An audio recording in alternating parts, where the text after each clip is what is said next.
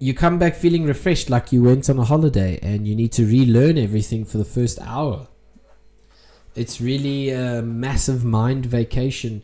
The difference is you can't overdose on it. Yeah. Never.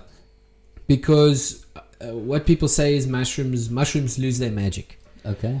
If you eat too much of it, it stops affecting you. Yeah. And you have to obviously eat more. Yeah. And you start getting sick. And I'm telling you, 5 grams to chow dry mushrooms is very hard to do. Okay, so tell me this.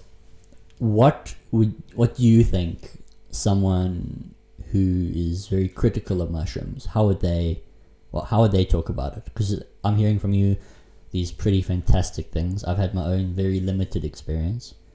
What do you think someone who's critical of it would say about it? I can't speak from someone else's perspective, but I mean, I've met many people critical on it.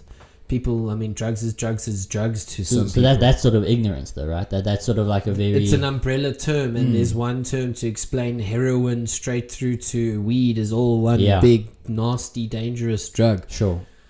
Those people need to educate themselves. Those people need to know down to the physiology of it and to the facts. Yeah. And you can't argue with the facts. Once you know the facts and what psilocybin is, where it affects in the brain, which receptors, and that kind of stuff, it will give you kind of an enlightenment. But I mean, you need to learn that. You need to understand that, and it's difficult to understand physiology. Some people struggle. Some people struggle to understand anatomy. Sure. I got told recently from a friend that blood is blue.